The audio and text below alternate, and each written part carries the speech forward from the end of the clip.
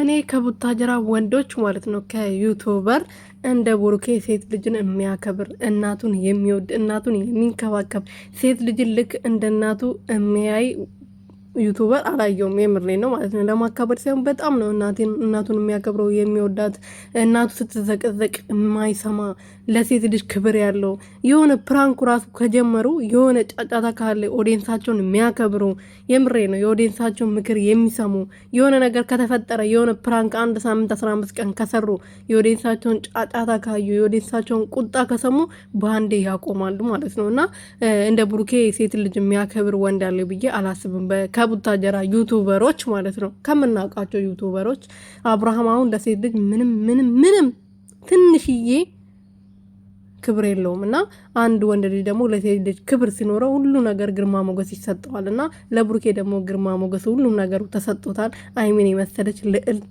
የሆነች ልጅ ሰጥቶታል። እና ፈጣሪ አብሮ ያኖራቸው፣ እድሜና ጤና ስጣቸው። አራቱን ልጅ ፈጣሪ በእጃቸው ያሳቅፋቸው።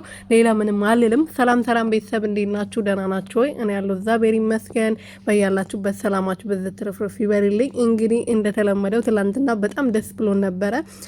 ቡሩኬ ለአይሚ ስጦታ መኪና ገዝቶ ሰጥቷታል። ሁሉም ነገር ይገባሻል ብሏታል። አዎ እንደዚህ ያያችሁ አይደለም፣ ሁሉም ነገር ይገባሻል እያለ ነውና እውነቱን ነው። ምክንያቱም ከዜሮ ተነስቶ ነው እዚህ ደረጃ የደረሱትና አይሚ ምን አለው የለውም ብላ አይደለም የቀረበችው፣ ልክ እንደ ሩትዬ ማለት ነው። ግን አብርሃም አበገዛ የሚባለው ሰውዬ ዛሬ ሩትዬ ያረገችውን ነገር ረስቶ ከማንም ወጠቴ ጋር ሸሸ ገዳሜ እያለ ነው። ቡሩኬ ግን እሱ መቼ ማድረሰውን ብሏልና ይመችክ፣ የምሬን ነው ማለት ነው።